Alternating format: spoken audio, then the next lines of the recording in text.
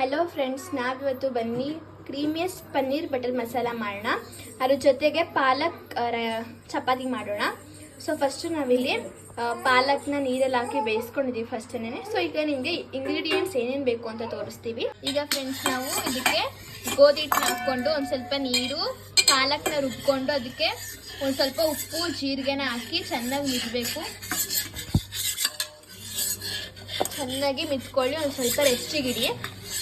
ಈಗ ಫ್ರೆಂಡ್ಸ್, ಮಿಕ್ಸಿಗೆ ಕಾಶ್ಮೀರಿ ಮೆಣಸಿನ್ಕಾಯಿ, ಬ್ಯಾಡಗೆ ಮೆಣಸಿನ್ಕಾಯಿ, ಶುಂಠಿ, ಬೆಳ್ಳುಳ್ಳಿ, ಆಮೇಲೆ ಒಂದು ಸ್ವಲ್ಪ ಟೊಮ್ಯಾಟೋಸು, ಆಮೇಲೆ ಗೋಡಂಬಿನ ಹಾಲಲ್ಲಿ ನೆನೆಸ್ಬಿಟ್ಟು ಹಾಕಬೇಕು.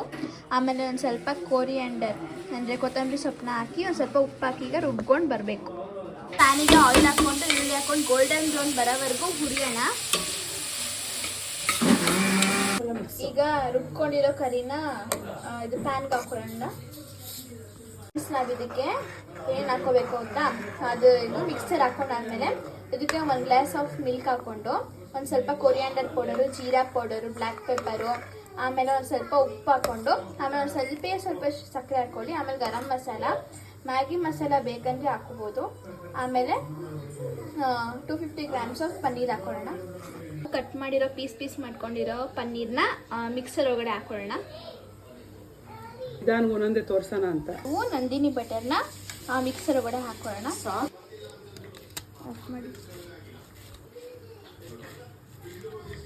ಈಗ ಬೆಣ್ಣೆನ ಹಾಕೊಂಡಿದ್ದೀವಿ. ಈಗ ನಾವು ಗಾರ್ನಿಶಿಂಗ್ಗೆ ಕೊತ್ತಂಬರಿ ಸೊಪ್ಪನ್ನ ಹಾಕೊಂಡಿದ್ದೀವಿ.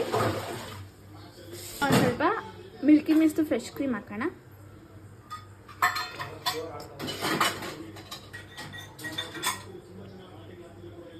ನಾವು ಈ ಪನ್ನೀರ್ನೆಲ್ಲ ಹಾಕಿದ್ದೀವಲ್ಲ, ಒಂದು ಸ್ವಲ್ಪ ಹೊತ್ತು ಕ್ಯಾಪ್ನ ಮುಚ್ಚಿ ಬೇಯಿಸ್ಕೊಳ್ಳೋಣ.